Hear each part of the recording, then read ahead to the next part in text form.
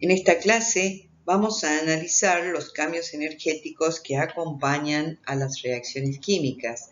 Así, la termodinámica es una disciplina que estudia los cambios de energía en los procesos físicos y químicos.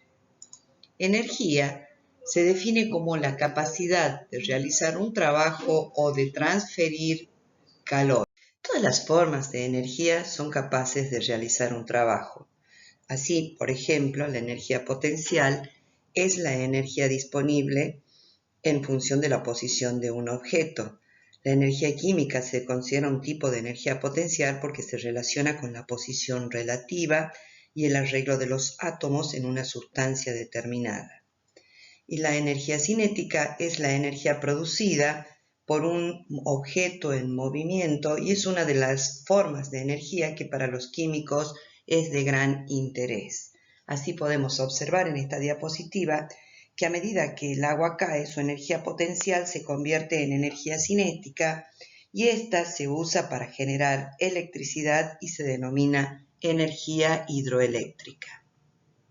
La energía solar es la principal fuente de energía del planeta Tierra, calienta la atmósfera y la superficie terrestre y estimula el crecimiento de la vegetación a partir de la fotosíntesis. La energía química obtenida del proceso de fotosíntesis es la que se almacena en las unidades estructurales de las sustancias y cuando las sustancias participan en una reacción química, la energía química se libera, se almacena o se convierte en otras formas de energía.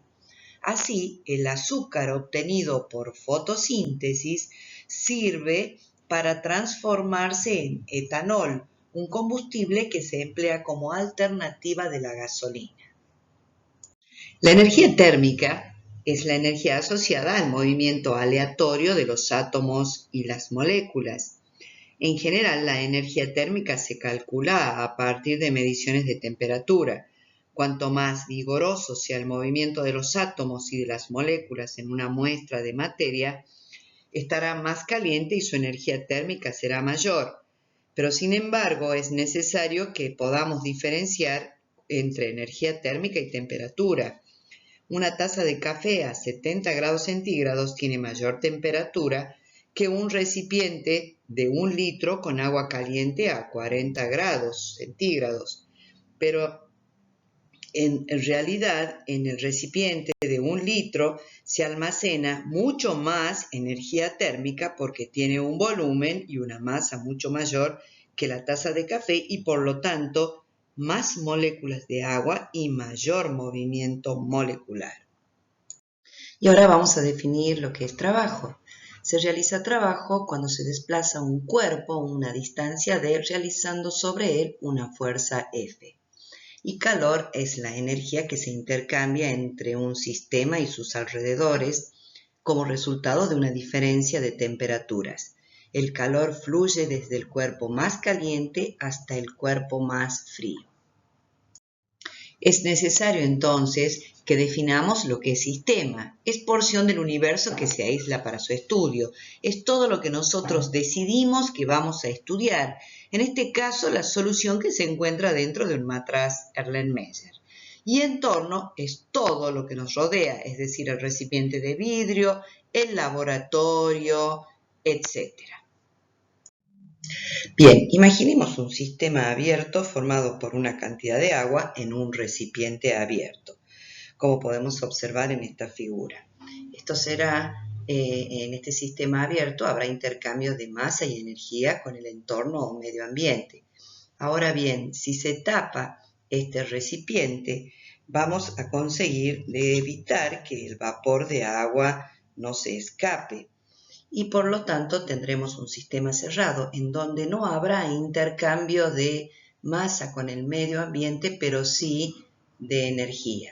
Y ahora bien, si colocamos este recipiente dentro de un termo, tendremos un sistema aislado en donde no habrá intercambio ni de masa ni de energía. Podemos observar en un proceso físico que el agua líquida necesita tomar energía en forma de calor para pasar al estado de gas. Recordemos que en un proceso físico las sustancias son las mismas, lo único que cambia es su apariencia física. Y en los procesos químicos son sistemas cerrados, en este caso, en donde el hidrógeno, gas, se combina con el oxígeno para formar agua al estado líquido, y en ese reordenamiento de átomos para pasar de reactivos a productos se libera energía en forma de calor. Recordemos que si bien estos son sistemas cerrados, no se intercambia materia con el medio ambiente, pero sí se intercambia energía en forma de calor. Todas las formas de energía se pueden convertir unas en otras. Este principio se resume como la ley de conservación de la energía, que no es otra cosa más que el primer principio de la termodinámica, que dice que la energía total del universo permanece constante. Así, en esta ecuación podemos representar el calor entregado a un sistema Q, que es igual a delta de E, a la variación de la energía interna, más el trabajo realizado por el sistema hacia el medio. Si nosotros representamos esta ecuación con el siguiente gráfico, podemos observar que cuando Q, o sea, una energía en forma de calor, es entregada a un sistema, se produce un aumento en su energía interna, y este sistema realiza un trabajo hacia el medio ambiente. Acá podemos ver la convención de signos, en donde dice que cuando Q, o sea, el calor entregado a un sistema, es positivo, se transfiere calor desde el entorno hacia el sistema. Cuando Q es negativo, se transfiere calor desde el sistema al entorno. Cuando el trabajo es positivo, el sistema realiza trabajo sobre el entorno, mientras que cuando el trabajo es negativo, el entorno realiza trabajo sobre el sistema. Así, nosotros podemos concluir que la variación de la energía interna es igual a Q menos trabajo. La energía interna, recordemos que es la suma de todas las energías cinéticas y potenciales de sus componentes. La energía total de un sistema incluye movimiento de moléculas, núcleos y electrones que lo constituyen. Esa energía total se denomina energía interna, que no se puede medir. Lo que sí se puede medir son cambios en la energía interna que acompañan tanto a los procesos físicos como a los procesos químicos. Bueno, en esta diapositiva está escrito todo lo que acabamos de decir. Las unidades de energía en el sistema internacional es el joule, y también se utiliza el kilojoule, donde un kilojoule es igual a 1000 joules. Antiguamente, para medir Q se usaba caloría. Una caloría es la cantidad de calor necesaria para elevar 1 grado centígrado la temperatura de 1 gramo de agua. Un sistema termodinámico queda definido por todas las sustancias que lo componen, la cantidad de sustancia, el estado físico de la sustancia, la temperatura y la presión. Las condiciones normales termodinámicas se dan a una temperatura de 298 Kelvin o 25 grados centígrados, a la presión de 101,3 kilopascal y a un volumen de 24,4 litros. La función de estado es una propiedad de un sistema que tiene valores definidos para cada estado inicial y final y es independiente de la forma como se ha alcanzado. Por ejemplo, son funciones de estado, la presión, el volumen, la temperatura y la energía interna. Si mi sistema es un gas, su estado queda perfectamente definido con 3 de las 4 propiedades de la siguiente ecuación, llamada Ley General de Estado o Ecuación General de los Gases, en donde P por B es igual a nRT, en donde P es la presión, B es el volumen, N el número de moles, R la constante universal de los gases y T la temperatura expresada en Kelvin. R, constante universal de los gases en el sistema internacional, es 8,31 Joule por mol Kelvin. En química nos interesa el trabajo realizado por un gas sometido a una presión exterior, la presión atmosférica, supuestamente constante.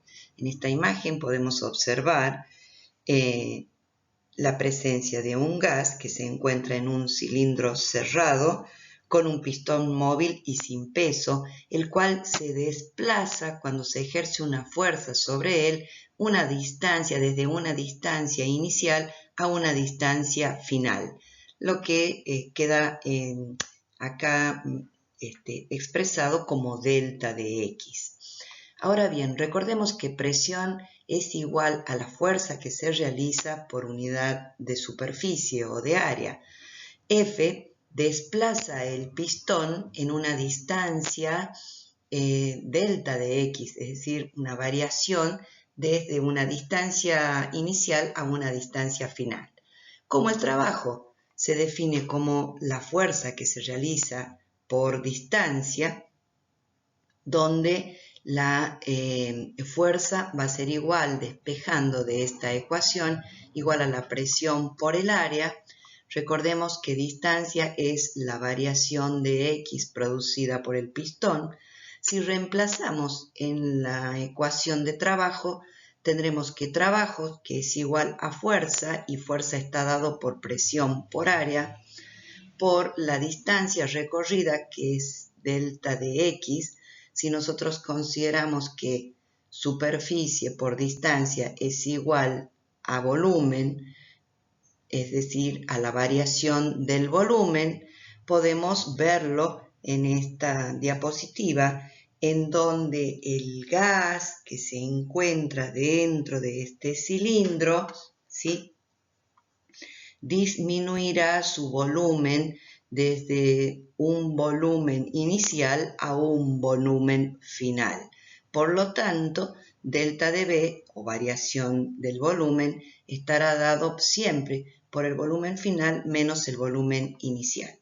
Por lo tanto, nosotros decimos que trabajo va a ser igual a la presión que se ejerce sobre un sistema gaseoso y por la variación del volumen del sistema gaseoso.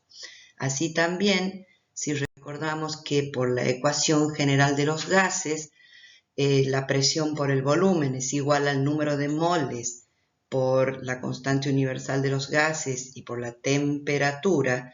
Si decimos que trabajo es igual a P por delta de B, también vamos a decir que el trabajo es igual a delta de N por R y por T, en donde delta de N es la variación de los moles gaseosos y como toda variación va a ser igual a la sumatoria de los moles de los productos menos la sumatoria de los moles de los reactivos.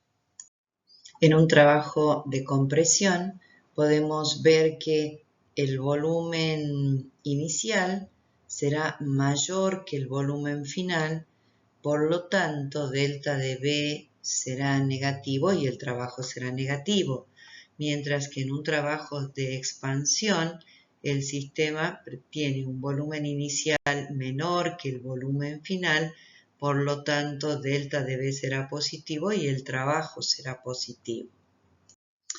Debido a que la mayoría de los procesos químicos ocurren a presión constante, normalmente a la presión atmosférica, el calor a presión constante es igual a la variación de la entalpía o delta de H. Como toda variación, la entalpía va a estar dada por la entalpía final menos la entalpía inicial. Si nosotros reemplazamos en el primer principio de la termodinámica, diremos que la variación de la energía interna de un sistema va a estar dado por la variación de la entalpía de ese sistema menos un trabajo realizado por el mismo.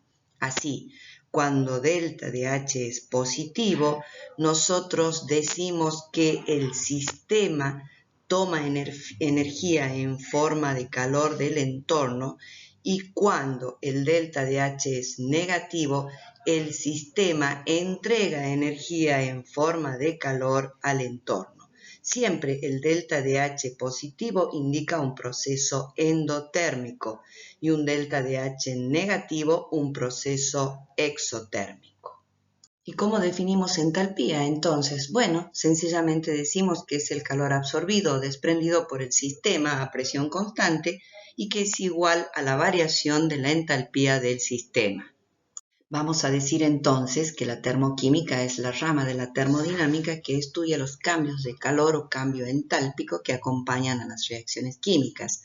Así, una ecuación química balanceada que además tiene el valor de delta de H se denomina ecuación termoquímica, como en este caso, en donde nosotros podemos observar que el carbonato de calcio sólido es una reacción de tipo endotérmica, es decir, que debe tomar energía en forma de calor del medio para poder formar los productos óxido de calcio y dióxido de carbono. De la misma manera, la reacción inversa tendrá un delta de H negativo de la misma magnitud que la reacción anterior, es decir, que el óxido de calcio sólido se combina con el dióxido de carbono gas, forma carbonato de calcio sólido y elimina hacia el medio ambiente energía en forma de calor, por lo tanto es una reacción exotérmica. Siempre que una reacción sea